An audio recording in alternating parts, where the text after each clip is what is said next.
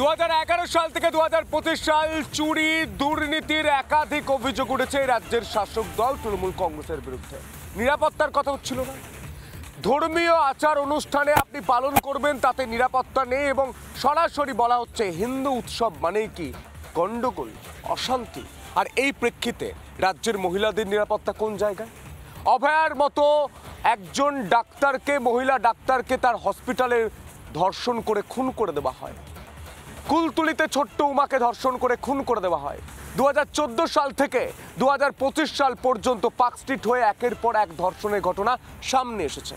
রাজ্যের প্রধান বিরোধী রাজনৈতিক দল বিজেপি এবার বলছেন মহিলাদের সশক্তিকরণের কথা। লক্ষ্মীর ভাণ্ডারে 1000 টাকায় কিচ্ছু হয় না, দেব 3000 টাকা বলছেন রাজ্যের বিরোধী দলনেতা শুভেন্দু অধিকারী। আর তা নিয়ে গোটা রাজ্য রাজনীতি উত্তাল 26-এর বিধানসভা ভোটের আগে। দেখুন, মায়েদের, দিদিদের, বোনেদের 1000 নয় 3000 টাকা দেবে। ওপার বাংলার মতোই এপার বাংলাতেও আক্রান্ত হিন্দুরা। দোলের দিন তমলুকে অশান্তির প্রতিবাদে রবিবার হলদিয়ার দুর্গাচকে মিছিল ও সভা শুভেন্দু অধিকারীর। 1951 সেন্সাস বাংলার হিন্দু জনসংখ্যা 85%, আজকে 67। থাকবেন তো? ধর্ম রক্ষার এই লড়াই আমাদের জিততে হবে। তবে শুধু হিন্দুদের একতার বার্তাই নয়, বাংলার মা বোনেদের সার্বিক আর্থিক উন্নতিও নিশ্চিত করার প্রতিশ্রুতি দিলেন বিরোধী দলনেতা। পাশাপাশি বাংলাকে এগিয়ে নিয়ে যেতেও একগুচ্ছ পরিকল্পনা গেরুয়া শিবিরের।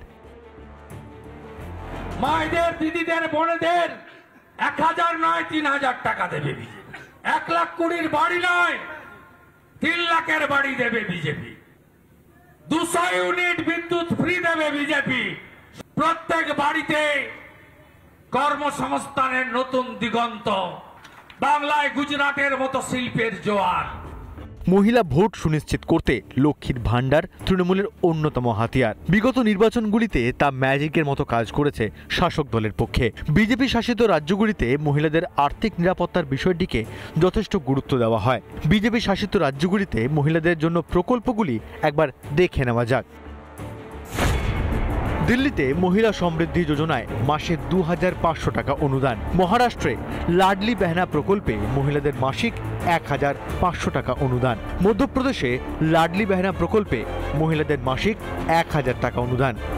অসমে অরুণোদয় প্রকল্পে মহিলাদের মাসিক 1000 টাকা অনুদান। 26-এর দামামা বেজে গিয়েছে। ঐক্যবদ্ধ হিন্দু ও বাংলার মা বোনেরাই পারবে বাংলায় উন্নয়নের সরকার করতে।